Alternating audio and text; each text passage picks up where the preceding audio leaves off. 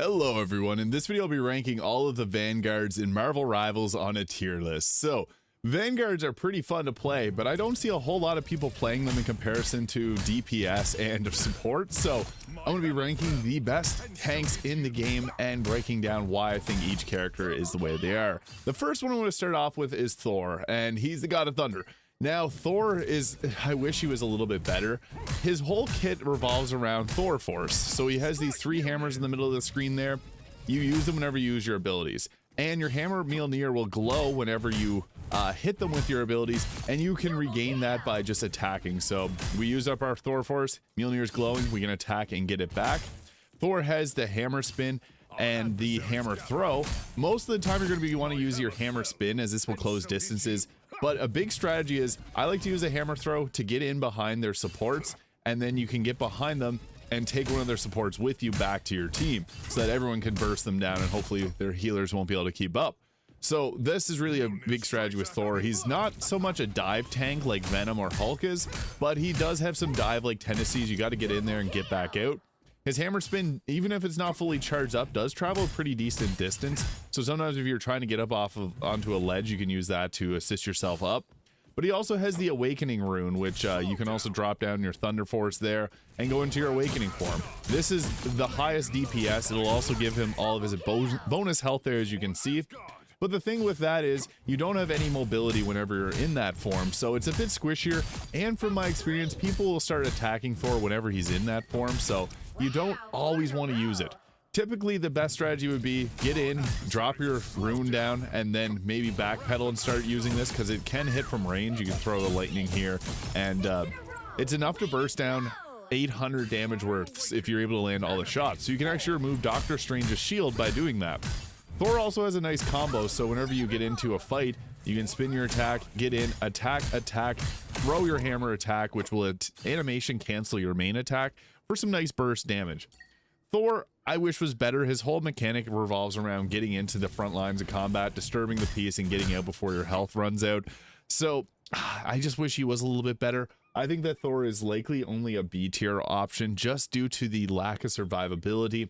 He has some nice dive capabilities though, like getting in with this is a lot of fun, but he is really going to feel it if his health ever does drop, because he does have a season bonus of 100 health.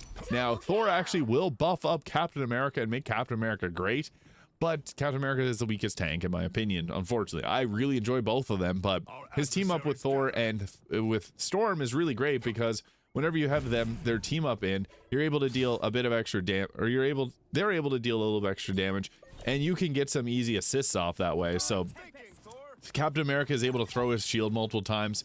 Anytime he deals damage with that, it's going to give you an assist, and it's a nice way to just pad out your stats a little bit. But yeah, Thor, I wish he had a bit more survivability. He just is lacking in that department, especially when you have other tanks that have shields like Dr. Strange, who is my personal favorite tank.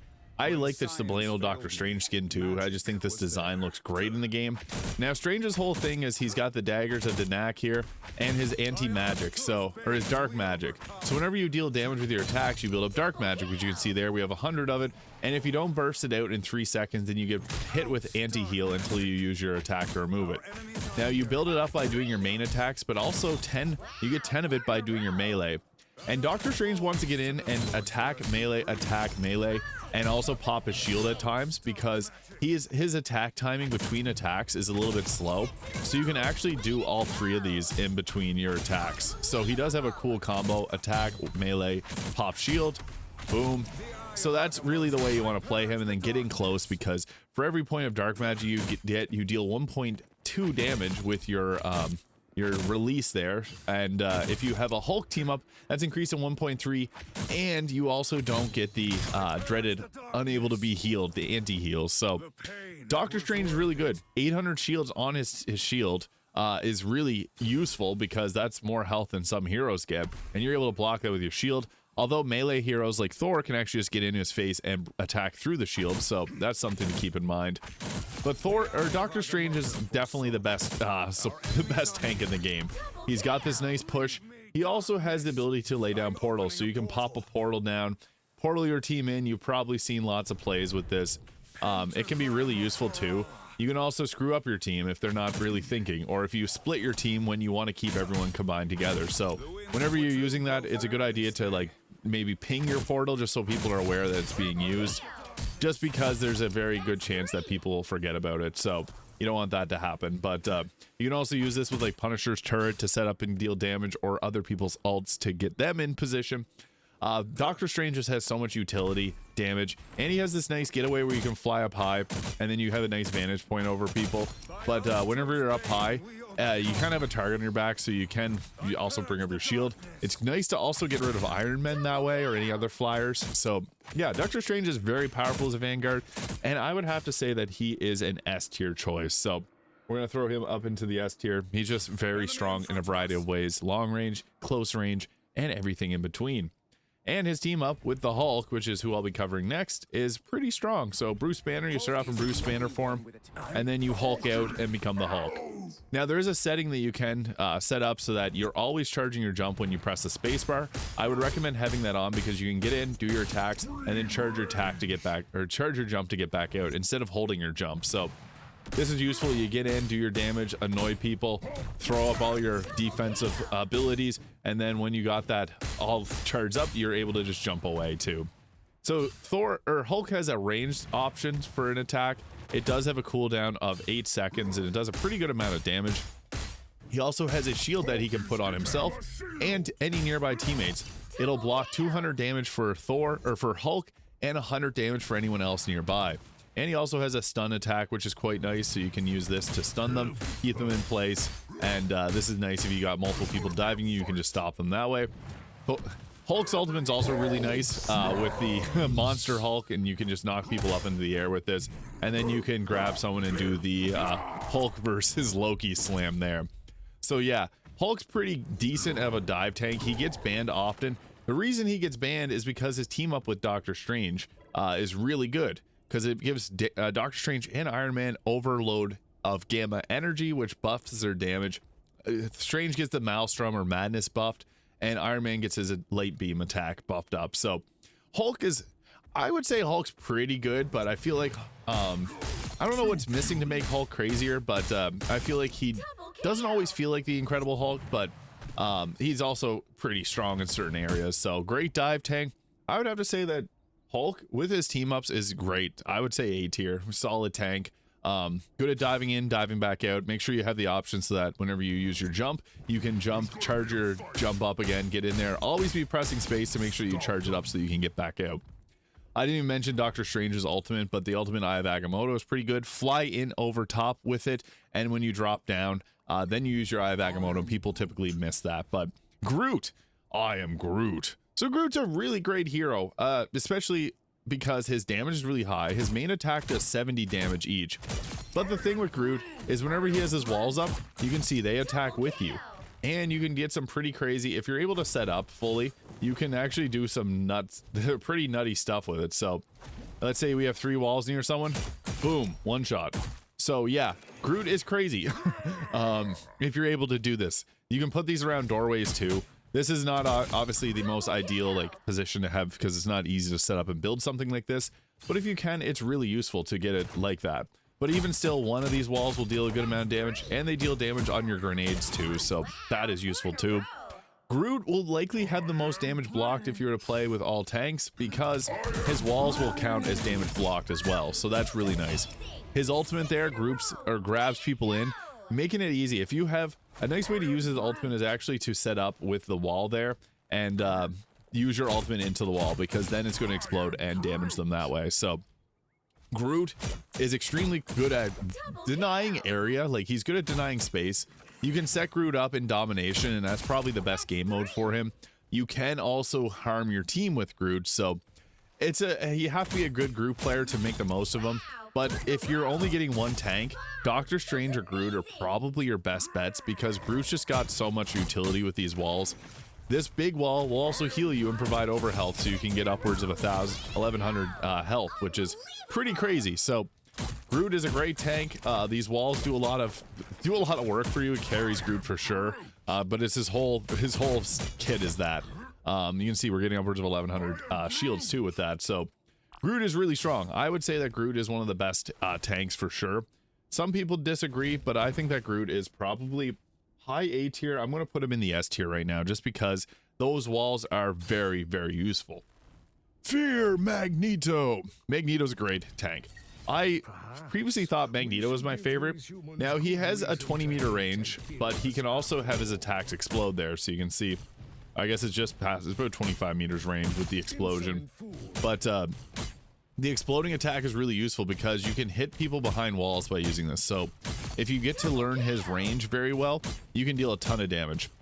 But Magneto's all about defense. He also has this alternative fire which can push back, and you charge it up by using your bubble on yourself or on another teammate. So whenever you get attacked with your bubble up, it'll charge up the rings on your back. You can also see a little arrow in the middle of your screen which will show you if you have 1, 2, or 3 points on your alternative fire. And you also have the shield here, which is really useful, and it has a short recharge time, but it'll charge up over time as you're if you don't use it for a few seconds. So it can be really effective for blocking because it blocks all damage. So even if you're getting blitzed by people, it's really good.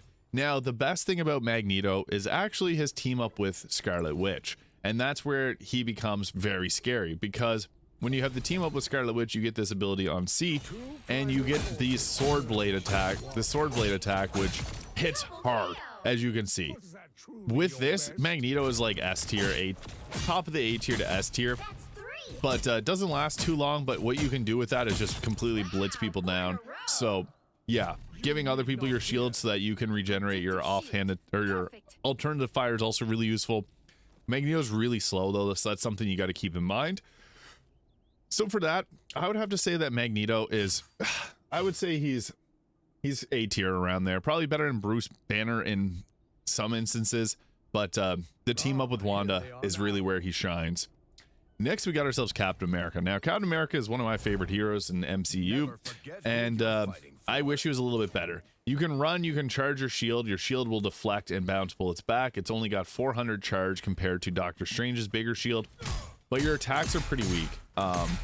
Whenever you attack twice, then you can do 4 ranged attacks, so that's pretty cool. You land 2 punches, and the next you can just land with range, and you'll see that by the little banner underneath your reticule there. So get 2 punches in, and then you got the range attacks, which is nice.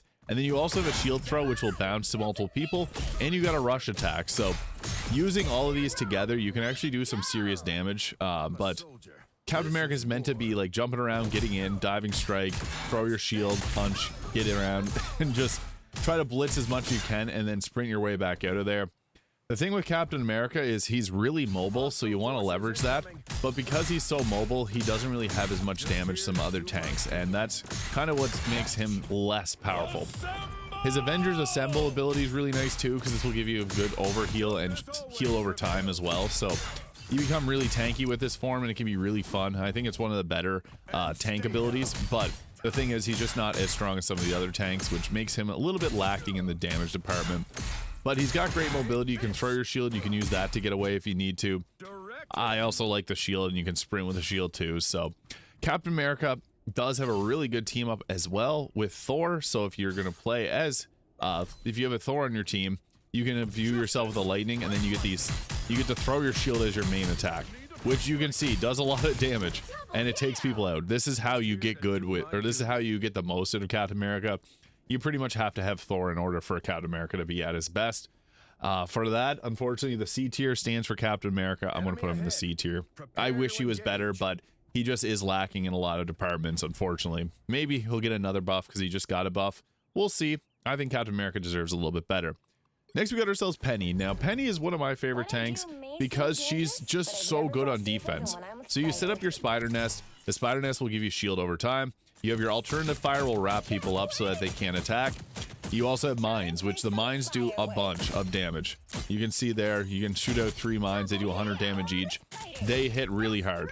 And then also your spider mines will also drop mines on the ground. And yeah, as you can see, they have a pretty good radius.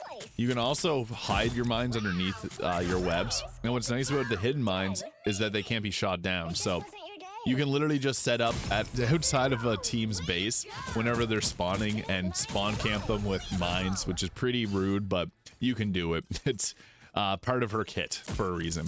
But the cooldowns are all really short. So her web attack has a cooldown of 4 seconds there, so you can continually be webbing people. And you can continually be setting up mines too, so that's typically what you want to be doing, is having mines up at all time, all over the place. I like to throw them at their back line and at positions where people are going to go often, like Moon Knights on certain areas. If you see a Moon Knight frequenting a spot, throw some mines around, it'll keep them away. You also have this nice web ability, which you can use to get away quickly. And also, you can use this to spring you back to that position too. So you can use this to kind of mess with people. If you get comfortable with how it works, you can like literally just be the hardest thing to hit in the world. But it's also good because it has a really short cooldown. So if you hear maximum pulse, you can literally just jet your way away. You can also climb up walls. So Penny's got really a great kit. Her ultimate is all about laying down mines. So you're going to want to hold down the arachnid mine with the right trigger, because this is going to drop a bunch of mines on the ground. If you press left click, it's going to do that attack which knocks people up into the air. But you can see you can just drop people so quickly with the mines. So the mines are very useful on that. And anytime you're running into people, you'd want to press left click to be able to hit them up in the air. That's kind of the trick to using Penny. She's got a nice toolkit, and really useful with the spider nest, because you can see we have 800 health in this, and it'll also heal you. So it's not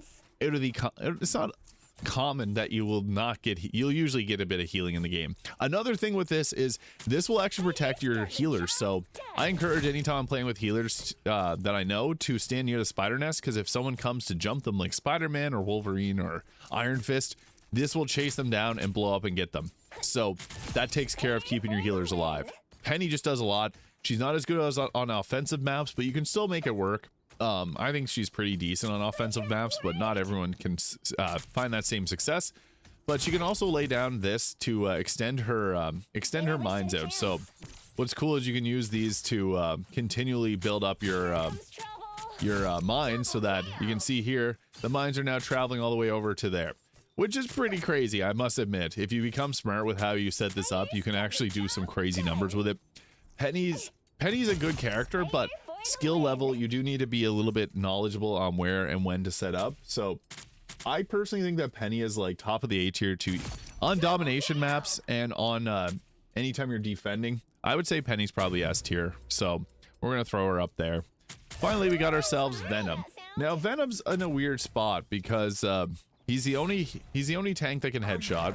He's got this web swing, so you can hear that headshot noise. If you get headshots off, he's pretty strong. The thing is, it's kind of hard because people are running away from him often. But getting the headshots off can make some pretty good damage.